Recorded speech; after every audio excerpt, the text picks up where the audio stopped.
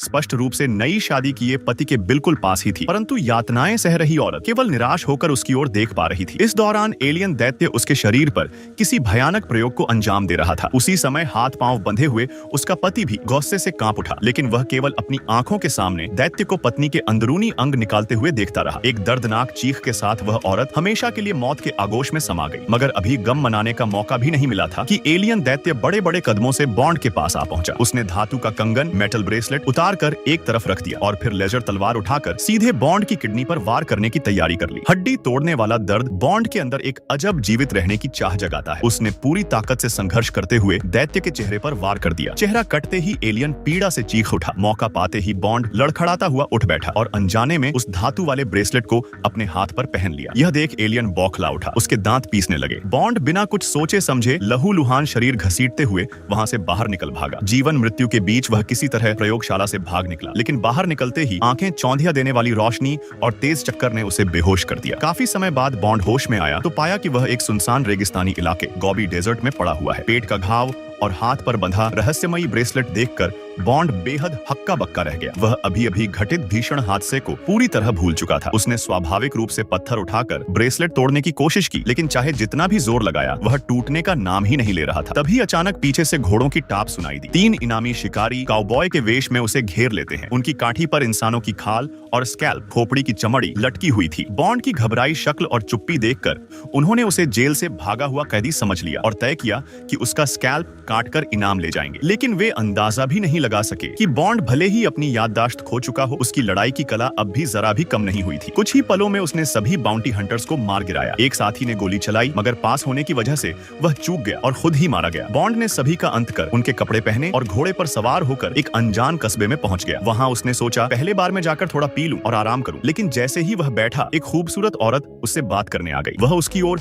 गहरी दिलचस्पी से देख रही थी। जैसे ही दोनों बातचीत आगे बढ़ाने वाले थे, कस्बे की पुलिस बार में घुस आई और बिना पूछे बॉन्ड को पकड़ लिया। बॉन्ड ने बार बार समझाया कि वह अपराधी नहीं है, मगर पुलिस बिना सुने उसे घसीट कर ले गई। मजबूरी में उसने पुलिस चीफ पर हमला कर दिया, लेकिन उसी औरत ने जिसने पहले उससे बात की थी धोखा देकर उसे गिरा दिया। थाने ले जाकर बॉन्ड को पता चला कि उस पर कई गंभीर आरोप हैं। इतने बड़े अपराध कि कस्बे का पुलिस चीफ भी कुछ नहीं कर सकता। उसे सीधे फेडरल कोर्ट भेजा जाना था। रातों रात उसे एक बदमाश कैदी के साथ जेल गाड़ी प्रिजन कार्ट में बिठाकर रवाना कर दिया गया, मगर रास्ते में घोड़ों पर सवार एक टोली ने उनका रास्ता रोक लिया। इसका मुखिया वही बदमाश कैदी का पिता कर्नल जोन्स था। वह इस इलाके का बड़ा दबंग था। उसके गुंडे कस्बे की पुलिस से भी ज्यादा थे। फिर भी पुलिस चीफ ने हार नहीं मानी और उस बदमाश बेटे को छोड़ने से इनकार कर दिया। दोनों पक्ष भिड़ने ही वाले थे कि अचानक आसमान में एक तेज रोशनी दिखी। वह बेहद तेज गति से कस्बे की ओर बढ़ रही थी। बॉन्ड के ब्रेसलेट से अजीब रोशनी निकलने लगी, मानो कोई उसे सक्रिय कर रहा हो। लोग कुछ समझ पाते उससे पहले ही यूएफओ कस्बे के ऊपर आ गया। नीली किरणें नीचे गिरने लगी और पूरी गली आग में जल उठी। लोग चीखते भागते रहे, लेकिन यूएफओ रस्सियों से इंसानों को पकड़ पकड़ कर ऊपर खींचने लगा। औरतें, बच्चे, बूढ़े, कोई नहीं बच पाया। खतरे की घड़ी में बॉन्ड ने कहा कि उसके पास कोई उपाय है। उसने ब्रेसलेट उठाकर कोशिश की और अचानक ब्रेसलेट बदल गया। उसमें से एक अजीब ऊर्जा निकली जो दीवार तक को भेद सकती थी। बॉन्ड ने उसकी शक्ति का प्रयोग कर जेल गाड़ी तोड़ डाली और आजाद हो गया। अब वह सीधे यूएफओ की ओर मुड़ा और हमला कर दिया। एक वार से यूएफओ चूर चूर होकर जमीन पर गिर पड़ा। कस्बे वाले डरते डरते जहाज के पास पहुंचे। उसकी बनावट इतनी विचित्र थी कि कर्नल जोन्स जैसा अनुभवी इंसान भी हैरान था। तभी अचानक पास के घर से चीख सुनाई दी। सब हथियार लेकर दौड़े, लेकिन तब तक एलियन भाग चुका था। केवल बड़ा सा पंजा निशान और हरा सा खून रह गया। इस हमले में कस्बे के अधिकतर लोग एलियंस द्वारा पकड़ लिए गए। अपने परिवार को बचाने के लिए सभी लोग मिलकर पीछा करने निकले, लेकिन बॉन्ड अलग थलग पड़ा रहा। वह अपनी अधूरी यादों के सहारे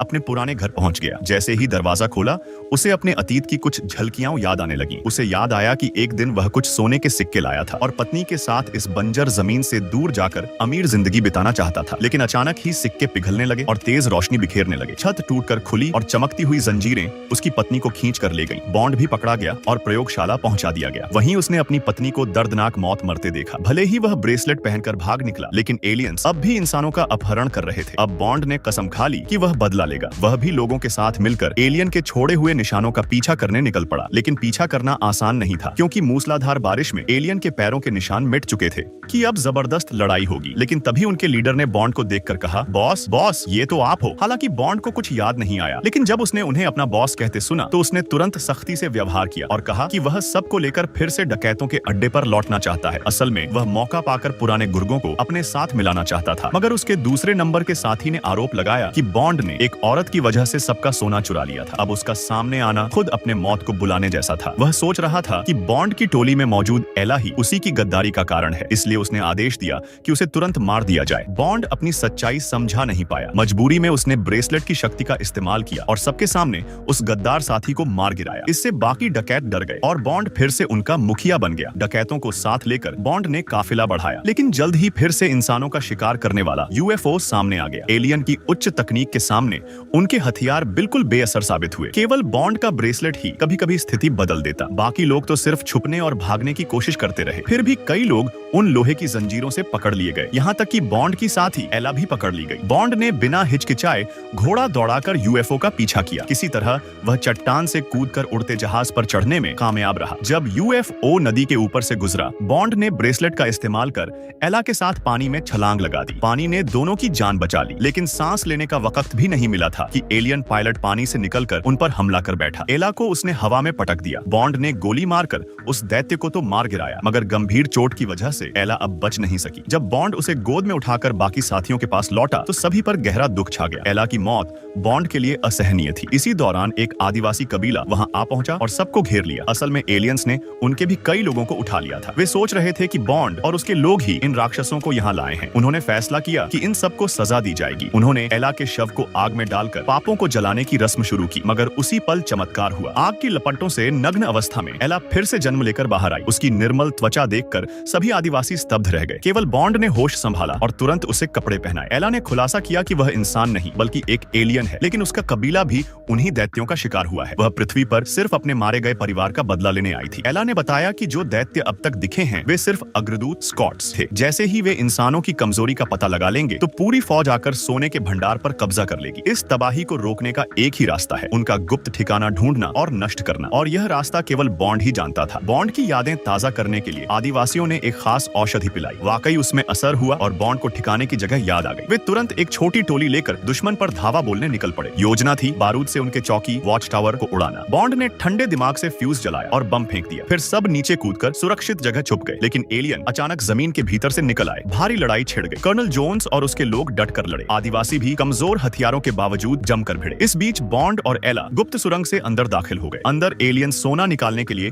काली तकनीक का इस्तेमाल कर रहे थे। उन्होंने आगे बढ़कर उन सभी इंसानों को ढूंढ निकाला जो पहले अपहरण कर लाए गए थे। वे लोग किसी चमकती चीज को घूर रहे थे और मानो उनकी आत्मा छीन ली गई हो। बॉन्ड ने भी जब उस रोशनी की ओर देखा तो तुरंत बेहोश हो गया, लेकिन एला ने तुरंत गोली मारकर उस वस्तु को तोड़ डाला। कैदी इंसान धीरे धीरे होश में आने लगे, लेकिन तभी बेस के अंदर एलियन की भयानक चीख गूंज उठी। असंख्य राक्षस झुंड बनाकर दौड़ पड़े। बॉन्ड ने ब्रेसलेट की शक्ति से रास्ता रोका और सब इंसानों को बाहर निकाल दिया, मगर एला रुक गई। वह बेस को पूरी तरह नष्ट करना चाहती थी। असल में उसका इरादा ब्रेसलेट लेकर खुद को बलिदान कर देना था। बॉन्ड को तब समझ आया जब एला ने लोहे के दरवाजे बंद कर दिए। वह अंदर अकेली रह गई। बॉन्ड बुरी तरह से चीखता रहा, लेकिन अब देर हो चुकी थी। उधर बेस के मुख्य वैज्ञानिक, जिसका चेहरा बॉन्ड ने पहले जला दिया था, फिर से उसके सामने आ गया। उसकी आंखों में सिर्फ बदले की आग थी। उसने बॉन्ड को पकड़कर ऑन ऑपरेशन टेबल पर बांध दिया और लेजर चाकू उठाया, लेकिन तभी कर्नल जोन्स आ पहुंचा और गोलीबारी की। बॉन्ड ने मौका पाकर अपने हथियार से उस वैज्ञानिक को मार गिराया। सोने की भट्टी फट पड़ी और पिघला हुआ सोना उस राक्षस को निगल गया। पूरा बेस हिलने लगा। बॉन्ड और जोन्स जैसे तैसे भाग निकले, लेकिन तभी उन्होंने देखा कि यह पूरा बेस